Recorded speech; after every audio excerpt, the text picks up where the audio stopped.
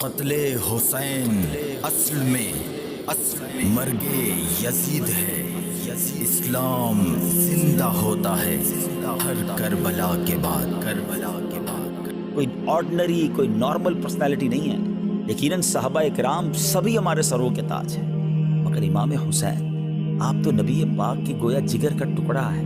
اور پیارے آقا علیہ الصلوۃ والسلام کی ایسی احادیث ہیں کہ ہم سنیں تو ایمان تازہ ہو جاتا ہے اور اہل بیت کی محبت دل میں اور بڑھ جاتی ہے۔ سید الشہداء سیدنا امام حسین رضی اللہ تعالیٰ عنہ کی ولادت جو ہے وہ 5 شعبان سن 4 ہجری کو مدینہ منورہ میں ہوئی۔ آپ علیہ الصلوۃ والسلام نے آپ کا نام حسین اور شبیر رکھا۔ آپ کی کنیت ابو عبداللہ اور لقب سبط رسول اللہ، یعنی سبط کہتے ہیں درخت کو اور جس کی بہت ساری شاخیں ہوں۔ پھر اللہ پاک نے حضرت امام حسین کی نسل کو کتنی برکت دی، اور پوری جو یوں کہی کہ سید صاحبان جو ہے دنیا بھر میں وہ حسنی اور حسینی سید بنے۔ تو یہ ایسا درخت ہے جس کی شاخیں اللہ پاک نے کیسی عطا فرمائی، اور دنیا بھر میں اللہ نے نبی پاک کی گویا نسل مبارک کو ان سے آگے بڑھایا۔ پھر ریحانۃ الرسول، پیارے آقا علیہ السلام نے ان کو جنتی نوجوانوں کا سردار قرار دیا، یعنی دونوں کو، حضرت امام حسن امام حسین کو جنتی نوجوانوں کا سردار۔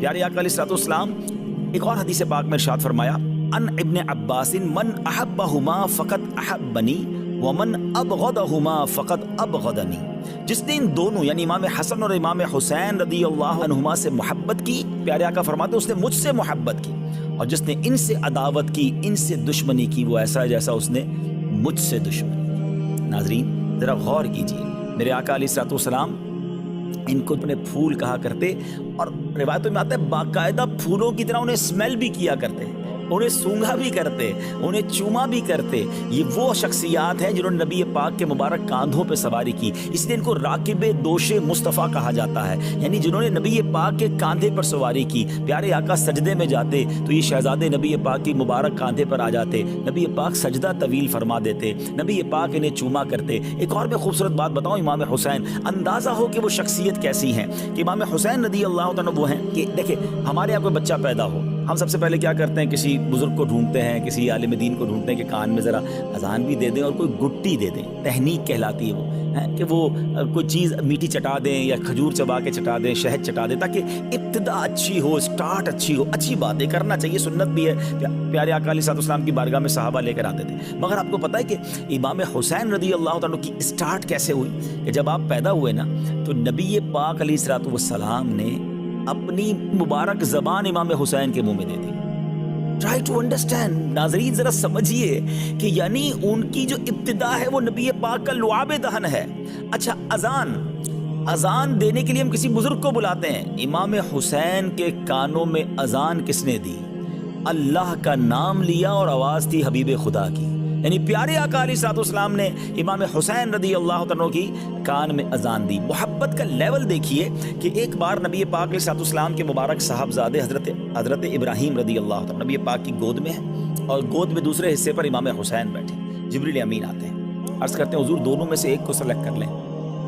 اللہ دونوں میں سے ایک کو آپ سلیکٹ کر لیں، دونوں میں سے کوئی ایک رہے گا اور ایک نے دنیا سے جانا ہے، اب آپ کی چوائس ہے۔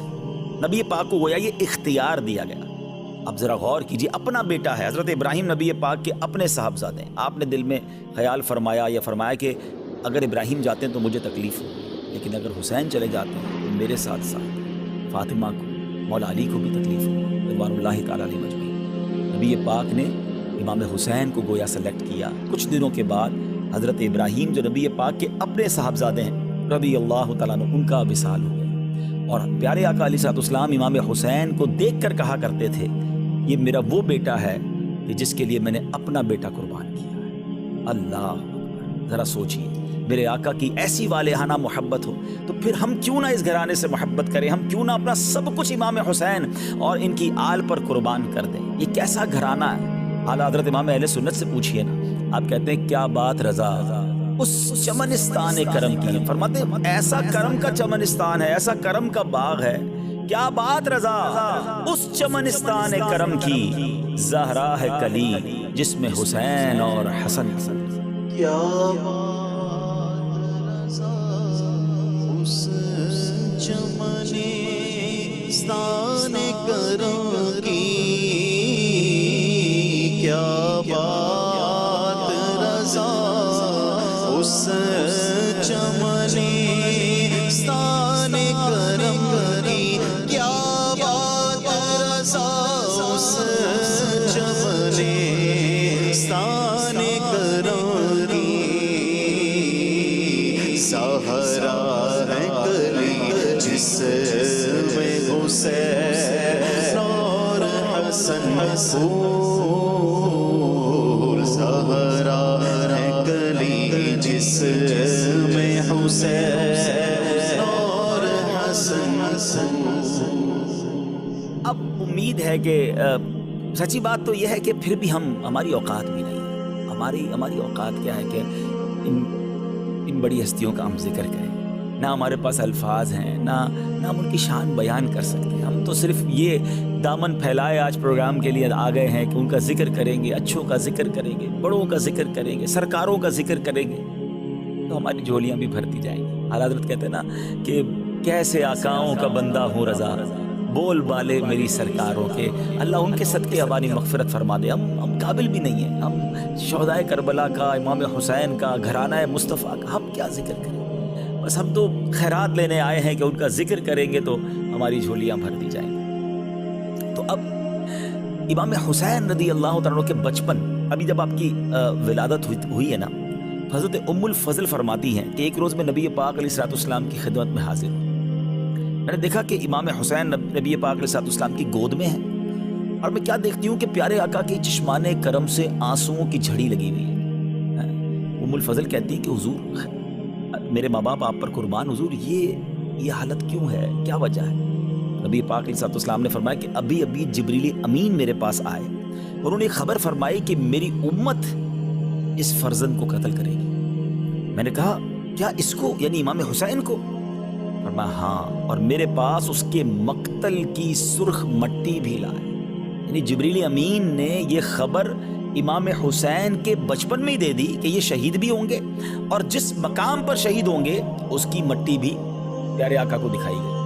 ایک اور روایت سنیے، ابو نعیم نے نجی حضرمی سے روایت کی کہ وہ سفر صفین میں حضرت مولا علی شیر خدا کرم اللہ تعالی وجہ الکریم، جو حضرت امام حسین کے والد محترم ہیں، کہتے ہیں ہم ان کے ساتھ تھے۔ جب نینوا کے قریب پہنچے جہاں حضرت یونس علیہ السلام کا مزار اقدس ہے، تو مولا علی کرم اللہ تعالی وجہ الکریم نے ندا کی کہ اے ابو عبداللہ، فرات کے کنارے ٹھہرو۔ میں نے عرض کی کس لیے؟ فرمایا نبی کریم علیہ السلام نے فرمایا کہ جبریل امین نے مجھے خبر دی ہے کہ امام حسین رضی اللہ تعالیٰ فرات کے کنارے شہید کیے جائیں گے، اور مجھے وہاں کی ایک مشت مٹی بھی دکھائی۔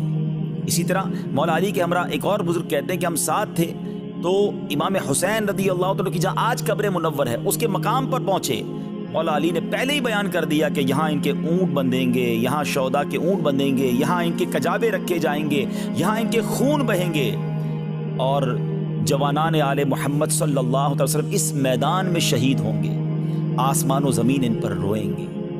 میرے پیارے اسلام بھائیو، یہاں چلے میں پہلے تو ذرا یہ بتاؤں کہ فرات نہر ہے بڑی زبردست، آج بھی جو کربلا جاتے ہیں ان کو پتا ہے، مگر فرات کا کنارہ تھا، مگر ان ظالموں نے پانی نہ پینے دیا، اور پیاسا ہی ان کو دنیا سے جانا پڑا۔ وہ مولانا حسن رضا خان صاحب کا شعر ہے نا کہ آپ فرماتے ہیں کہ اے فرات تو خاک میں مل جا، تجھے اہل بیت کے نوجوانوں کی سوکھی زبانیں نظر نہ آئیں۔ خشک ہو جا، خاک ہو گئے، خاک میں مل جا پورا، خشک ہو جا،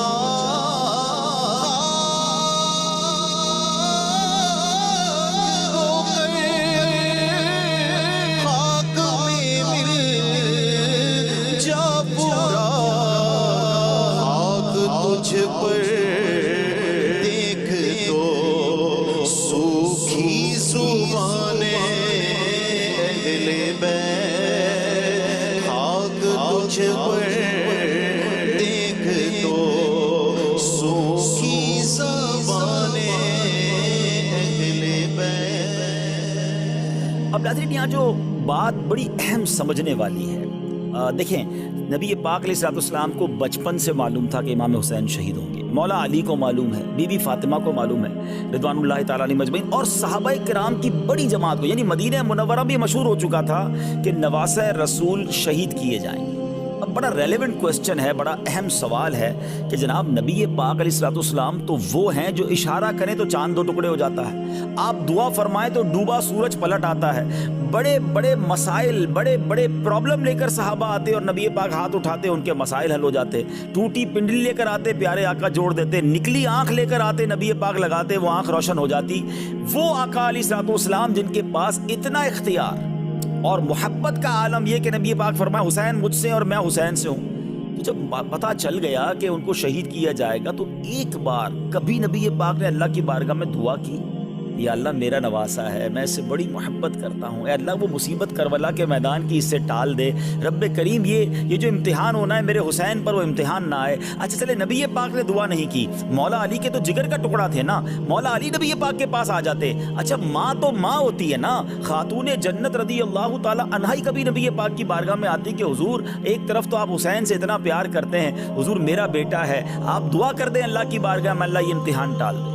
آپ سوچئے یہ کیا بات تھی، ایوری بڈی نوز اٹ، سب کو معلوم ہے، مگر کوئی دعا نہیں کر رہا اس امتحان کے ٹلنے کی، کوئی التجا نہیں کر رہا۔ اس کا مطلب پتہ کیا ہوا ناظرین ہے کہ سب لوگ اس امتحان کے لیے تیار تھے، وہ امام حسین کی پرورش کر رہے ہیں کہ ہمارا بیٹا بڑا ہو کر اس امتحان سے گزرے، اللہ کی رضا کے لیے اپنا سر کٹائے، شہادت کا مرتبہ حاصل کرے۔ یہ کیسا جذبہ تھا، یہ کیسی ٹریننگ تھی، یہ کیسی رب کی رضا پر راضی رہنا تھا۔ وہ شاعر کہتے ہیں نا زباں پر شکوے رنج و علم لایا نہیں کرتے، زباں پر شکوے رنج و علم لایا نہیں کرتے، نبی کے نام لیوا غم سے گھبرایا نہیں کرتے۔ آپ سوچئے کہ یہ یعنی اب ہم سب کے لیے میسج کیا ہے۔ میں نے جیسے پروگرام کے شروع میں کہا تھا کہ ہم واقعہ کربلا انشاءاللہ پوری کوشش کریں گے کہ سٹیپ بائی سٹیپ بیان کریں، مگر اپنے لیے بھی تو میسج لینا کہ بچپن سے پتا ہے یہ بیٹا شہید ہوگا، سب راضی ہیں، ہم پر چھوٹا سا امتحان آ جائے، ہم پر چھوٹی سی کوئی پرابلم آ جائے، واویلا، شکوے، شکایات، کمپلین، پتہ نہیں میرے ساتھ کیوں ہو رہا ہے، میرا کیا قصور ہے، مجھ پر یہ آفت کیوں آئی ہے، میں تو یہ بھی کرتا ہوں، میں تو وہ بھی کرتا ہوں، اپنے گناہ یاد نہیں آتے، ایسے موقع پر اپنی نیکیاں یاد آتی ہیں جو پہلے ہماری نیکیاں ناقص ہیں۔ ہم کیوں بھول جاتے ہیں امام حسین کے امتحان کو، کیوں بھول جاتے ہیں حضرت ایوب کے امتحان کو، کیوں بھول جاتے ہیں حضرت موسیٰ کے امتحان کو، حضرت ابراہیم کو تو آگ میں ڈالا گیا، اللہ کے نبی ہیں، یہ تمام واقعات بتا رہے ہیں کہ زباں پر شکوے رنج و علم لایا نہیں کرتے، نبی کے نام لیوا غم سے گھبرایا نہیں کرتے۔ بلکہ امیر اہل سنت نے تو ہمیں ایک اور بہت پیارے انداز میں سمجھایا ہے، خاص طور پہ مبلغین کو، جو لوگ دین کا کام کرتے ہیں اور جب تھوڑا سا کام کرتے ہیں کوئی ساتھ نہیں دیتا، دل توڑ بیٹھ جاتے ہیں، یار بھائی نیکی کا زمانہ نہیں ہے، میں تو چلا تھا مسجد بنانے، میں تو چلا تھا لوگوں کو نیکی کا کام کرنے، میرا ساتھ ہی کسی نے نہیں دیا، میرا دل توڑ دیا، میں تو نہیں کروں گا کام۔ نہیں جناب، یہ شروع میں مشکلیں آتی ہیں۔ امیر اہل سنت فرماتے ہیں پیارے مبلغ معمولی سی مشکل پہ تو گھبراتا ہے، پیارے مبلغ معمولی سی مشکل پہ تو گھبراتا ہے، دیکھ حسین نے دین کی خاطر سارا گھر قربان کیا۔ سمجھے نا کہ یہ قربانیاں دے کر دین پھیلا ہے، تو ہمارے ساتھ بھی پرابلمز آئیں گے۔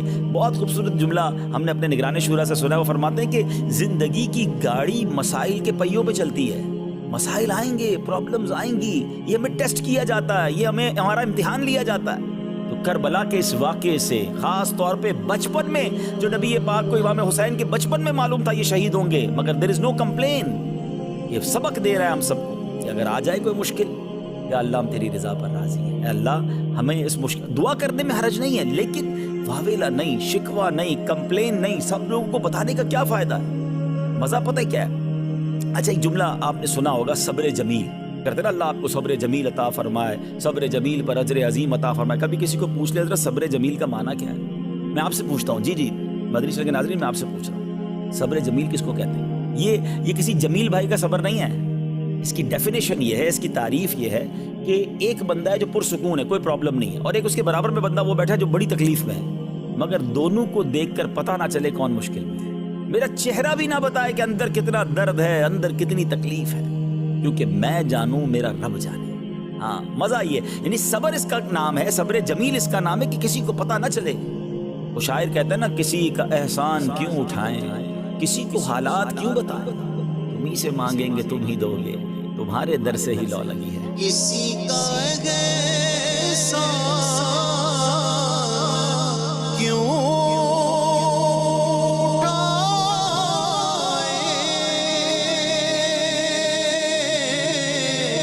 اور کسی کو حالات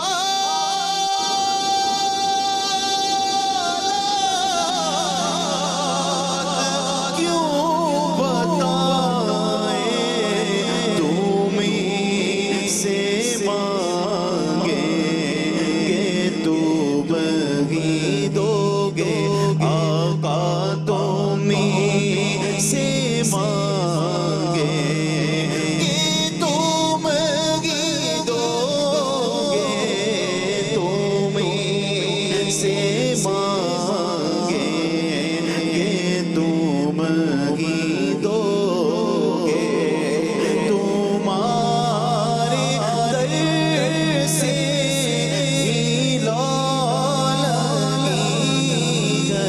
ہے، یہ سب تمہارا کرم ہے۔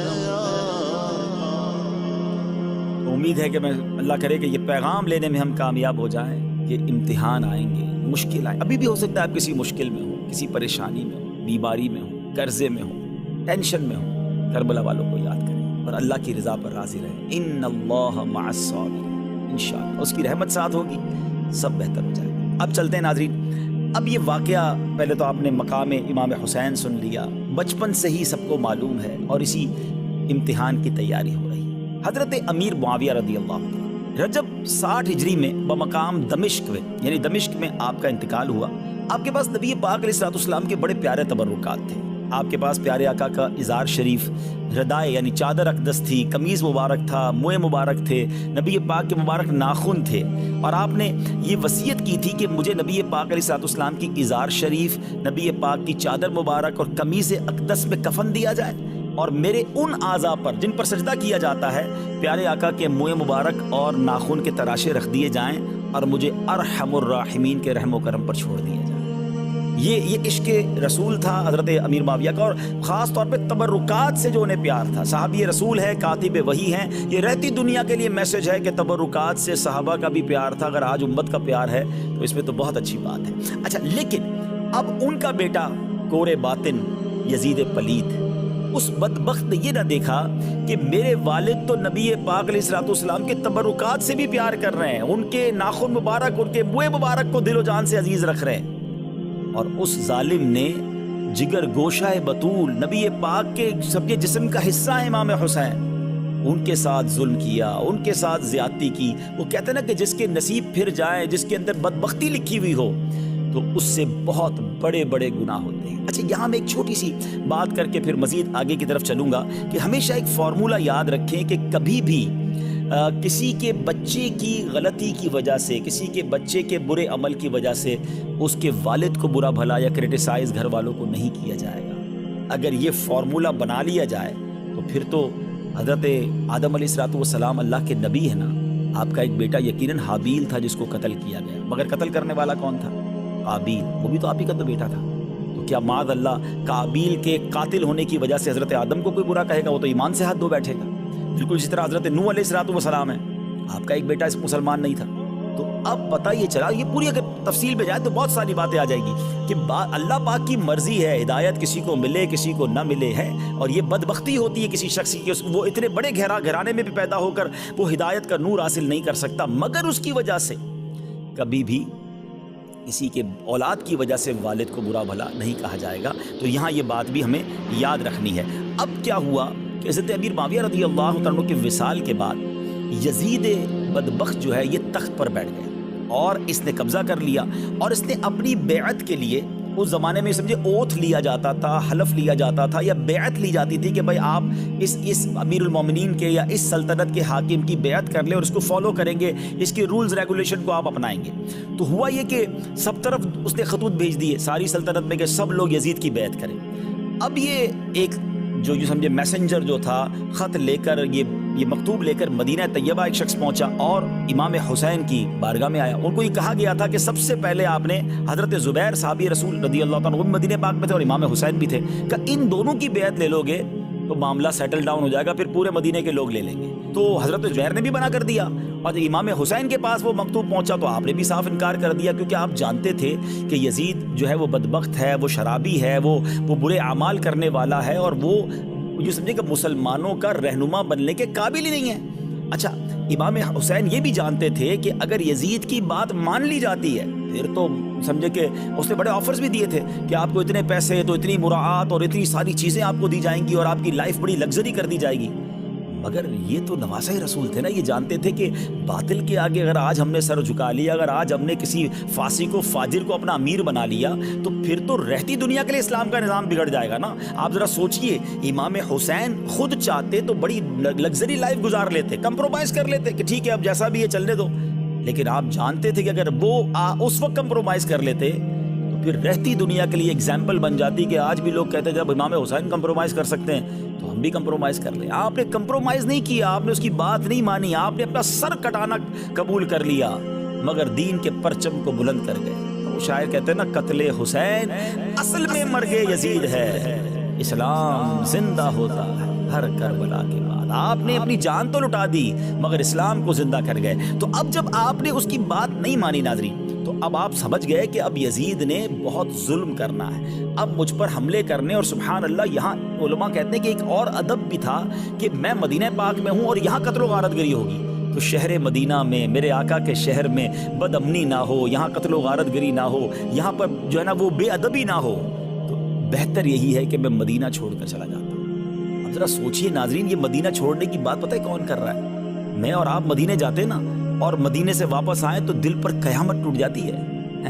کہتے نا کہ طیبہ سے لوٹنا کسی عاشق سے پوچھئے, طیبہ سے لوٹنا کسی عاشق سے پوچھئے, ایسا لگے کہ روح بدن سے نکل گئی. ایک عاشق رسول کی روح بدن سے نکل جاتی ہے تو جو پیدا ہی مدینے میں ہوا ہو. ذرا سوچیں, زندگی کے کم و بیش 50 سال آپ نے مدینے میں گزارے, مدینے کی پیدائش ہو, اور پھر جن کے نانا جان کا مزار وہاں پر ہو. آپ سوچئے کہ کس قدر محبت ہوگی مدینے سے. اور جب آپ مدینہ منورہ سے نکلے نا ناظرین, تو اس کو جس طرح اللہ اکبر جو علماء نے اور جو داستان رقم کی ہے, اگر وہ دیکھیں تو عقل حیران ہو جاتی ہے کہ اس وقت کیا ہوا تھا. اب یہ شعبان کی چوتھی رات تھی اور اس کے 3 پہر گزر چکے ہیں, اور نرم نرم ہوا کے جھونکے سونے والوں کو تھپک تھپک کر سلا رہے ہیں. ستاروں کے سنہرے رنگ میں کچھ کچھ سفیدی ظاہر ہو چلی ہے. اندھیری رات کی تاریکی اپنا دامن سمیٹنا چاہتی ہے. تمام شہر میں سناٹا ہے, نہ کسی بولنے والے کی آواز کان تک پہنچتی ہے, نہ کسی چلنے والے کی چہل پہل سنائی دیتی ہے. شہر بھر کے دروازے بند ہیں. ہاں, خاندان نبوت کے چشم و چراغ اس وقت جاگ رہے ہیں. سامان سفر درست کیا جا رہا ہے, ضرورت کی چیزیں باہر نکالی گئی ہیں, سواریاں دروازوں پر تیار کھڑی ہیں, پردے کا انتظام ہو چکا ہے. ادھر امام کے بیٹے, بھائی, بھتیجے, گھر والے سواریوں پر سوار ہو رہے ہیں, اور حضرت امام حسین رضی اللہ تعالیٰ عنہ مسجد نبوی سے باہر تشریف لا رہے ہیں. دل کی کیفیت ہے, آنکھوں میں آنسو ہیں. محرابوں نے سر جھکا کر تسلیم کی, میناروں نے کھڑے ہو کر تعظیم دی. قافلہ سالار کے تشریف لاتے ہی اب نبی زادوں کا قافلہ مدینے سے روانہ ہو رہا ہے. یہ وہ مدینہ ہے کہ جہاں نبی پاک علیہ السلام کو جب مکہ پاک میں ستایا گیا تھا, صحابہ کرام کے لیے زندگی مشکل کر دی گئی تھی, تو وہاں سے ہجرت کر کے سکون کے لیے, امن کے لیے, محبت کے لیے تو مدینے آئے تھے. یعنی میرے آقا پر جو ظلم و ستم کے پہاڑ توڑے گئے, تو میرے آقا جب مدینے آئے تو بنو نجار کی بچیوں نے نغمے گنگنا کر استقبال کیا تھا. مدینے کے لوگ مدینے کے دروازوں پر دیوانہ وار آئے تھے اور نبی پاک کا استقبال ہوا تھا. اور یہ کچھ ہی سالوں میں تقدیر کا کیسا یہ یوں سمجھے کہ سرکل گھوما ہے کہ اب نواسہ رسول کو وہی مدینہ چھوڑنا پڑ رہا ہے. ناظرین, الفاظ میں بیان نہیں کیا جا سکتا کہ نواسہ رسول کے دل پر کیا گزر رہی تھی. نانا جان سے انہوں نے مزار پر انوار پر جا کر کیا کچھ باتیں کی تھی, کیا کچھ عرض کیا, ایک الگ داستان ہے. مگر اب یہ 4 شعبان المعظم مدینہ منورہ سے یہ قافلہ جو ہے یہ مکے کی طرف روانہ ہو رہا ہے. بہرحال اب نبی پاک علیہ السلام کے یہ شہزادے جو ہیں مکہ پاک پہنچ جاتے ہیں. اب مکہ پاک میں زندگی کے کچھ دن گزارتے ہیں. اس دوران ناظرین کوفی جو ہیں، جو کوفہ میں رہنے والے ہیں، انہوں نے لیٹر لکھنا شروع کیے، اور وہ لیٹر بڑی تعداد میں، سینکڑوں کی تعداد میں مکتوب آئے. اور ان کا لیٹر پتہ کیا تھا؟ وہ ہر بندہ یہ کہتا تھا کہ حضور ہم یزید کی بیعت نہیں کرنا چاہتے، یزید پلید ہے، یزید کے اعمال درست نہیں ہیں، وہ ہمارا امیر بننے کے لائق نہیں ہے. یا سیدی ہم آپ کی بیعت کرنا چاہتے ہیں، آپ نواسہ رسول ہیں، آپ خاندان رسول کے چشم و چراغ ہیں، آپ ہمارے پاس آئیے، ہم آپ کی بیعت کریں گے. اب آپ کو بہت سارے مکتوب آ گئے.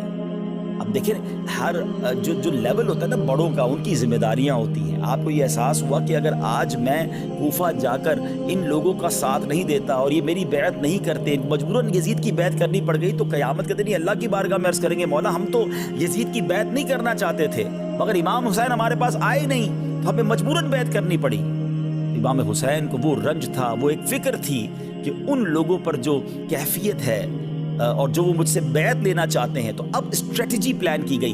بدقسمتی سے جن کو تاریخ پڑھی نہیں ہے، جنہوں نے قرآن و حدیث پڑھا نہیں ہے، جنہوں نے علماء حق کی کتابیں نہیں پڑھی، تو وہ عجیب عجیب باتیں کرتے ہیں کہ جناب وہ ایک جذباتی فیصلہ تھا، یزید سے فوراً ہی آپ نے جو ہے وہ لڑائی کرنا شروع کر دی، یا آپ جناب اس کی بات ابھی تو بیعت کا اعلان ہی ہوا تھا اور آپ نے کیا. نہیں، امام حسین نے کمال تدبر کا مظاہرہ کیا، کمال حکمت عملی کا مظاہرہ کیا، کمال دینی ذمہ داری کا مظاہرہ کیا کہ آپ ڈائریکٹ کوفہ نہیں گئے، بلکہ آپ نے معاملات کو سمجھنے کے لیے اپنے کزن، اپنے چچا زاد بھائی حضرت مسلم بن عقیل رضی اللہ تعالیٰ عنہ کو بھیجا کہ آپ وہاں پر جائیے اور وہاں جا کر حالات کو دیکھیے اور پھر مجھے بتائیے کہ کیا کرنا ہے. حضرت مسلم بن عقیل اپنے دونوں صاحبزادوں کو لے کر اب کوفہ کو روانہ ہوتے ہیں. میرے پیارے اسلامی بھائیوں، جب اتنی ساری درخواستیں تھیں تو حضرت مسلم بن عقیل وہاں روانہ ہوئے، اور جب حضرت مسلم بن عقیل کوفہ پہنچے تو وہاں پر کیا ہوا؟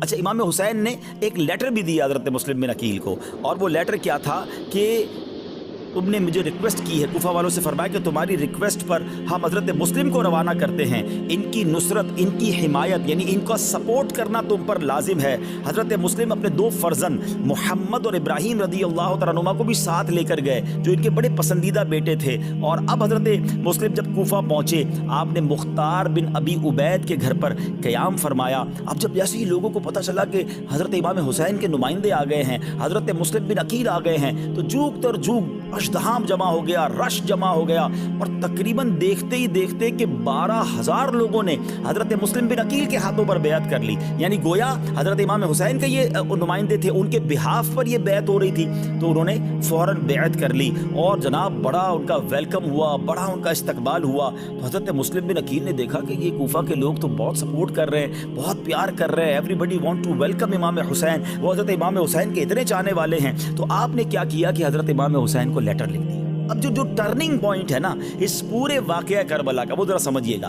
حضرت مسلم بن عقیل نے ایک لیٹر لکھا کہ حضور یہاں تو حالات بڑے سازگار ہیں، اور 12,000 لوگ تو میری بیعت کر چکے ہیں، اور آپ کی آمد کے بڑے مشتاق ہیں اور بہت محبت آپ سے کرتے ہیں، تو آپ ضرور تشریف لائیے تاکہ یہ لوگ اس یزید پلید سے جان ان کی چھوٹے اور یہاں پر اسلام کی صحیح جو ہے وہ تعلیمات عام ہوں. تو سبحان اللہ، اب یہ مکتوب روانہ کر دیا گیا.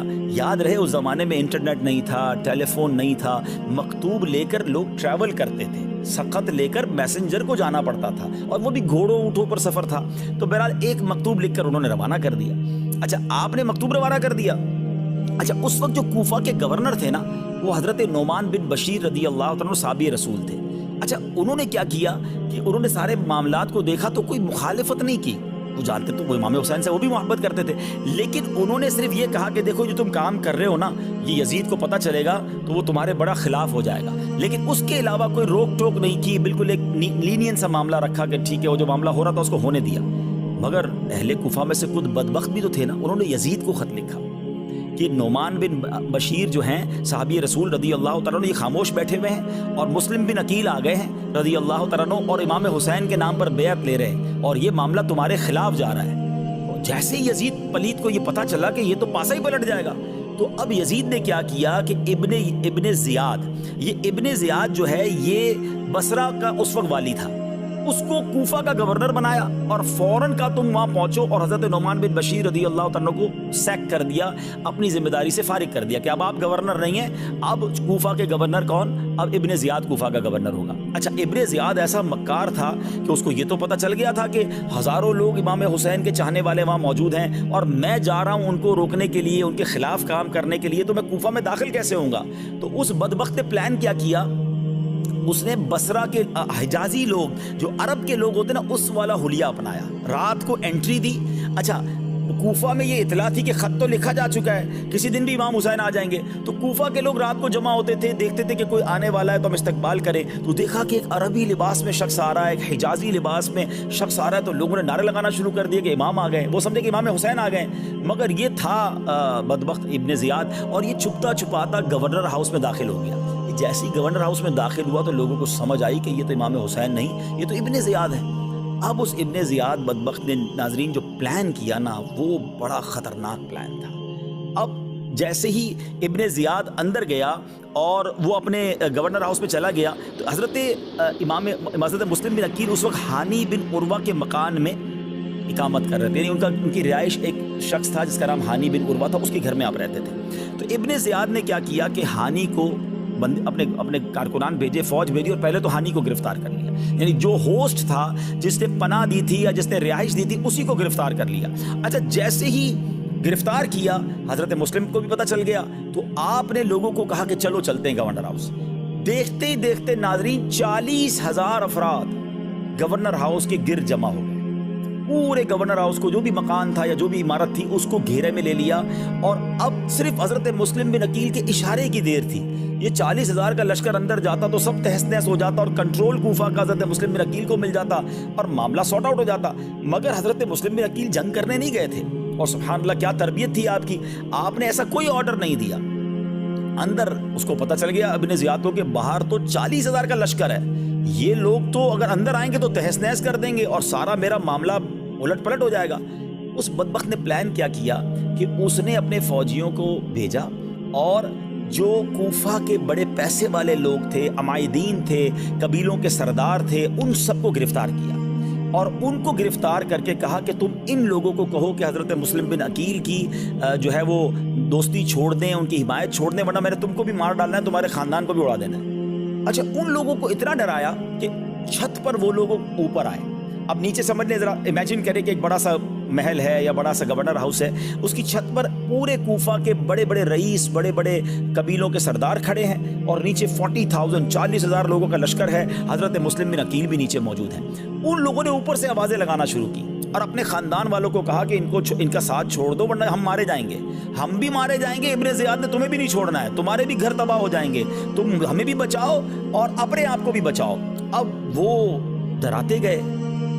ایسا کبھی ہوتا نہیں تھا کہ جو ہم نے تو صحابہ کی سیرت میں پڑھا ہے کہ نبی پاک کے ساتھ شامل ہوئے تو 313,000 کے لشکر سے ٹکرا گئے, اللہ کی رحمت پر بھروسہ تھا. مگر کوفیوں کا انداز دیکھیں کہ جیسے ہی ان کو ڈر اور خوف دلایا گیا, ایک ایک کر کے وہ کم ہوتے گئے, ڈر ڈر کے اپنے گھر جاتے گئے.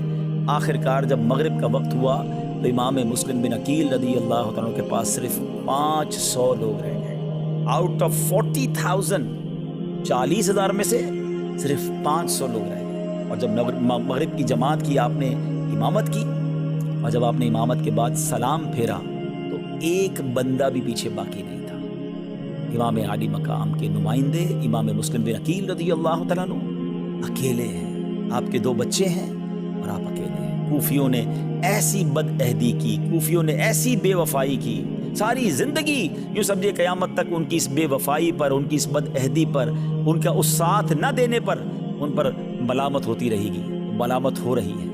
اب وہ جو وقت تھا حضرت مسلم بن عقیل کا, پر آپ ذرا غور کیجیے. اچھا, ایک اور جو عجیب بات کتابوں میں لکھی کہ آپ کو اپنی فکر نہیں تھی. اب اس وقت بھی آپ کی آنکھوں میں آنسو تھے کہ ہائے میں نے امام حسین کو خط لکھ دیا, میں نے انہیں بلا لیا ہے. جب میرا انہوں نے یہ حال کیا ہے تو میرے امام آئیں گے تو ان کا کیا ہوگا, وہ تو اپنی فیملی کے ساتھ آئیں گے. اب ذرا غور کریں کہ یہ کیسے پورا جو ہے وہ سفر ہوا ہو. اے میرے پیارے اسلامی بھائیو, اب ہم یہاں اس واقعے کو تھوڑا سا بریک کرتے ہیں. اب آپ یوں سمجھ لیں کہ حضرت مسلم بن عقیل تنہا ہو گئے ہیں, ان کے بچے ہیں, اور امام حسین کو وہاں مکتوب یہ مل گیا کہ آپ نے چلنا ہے.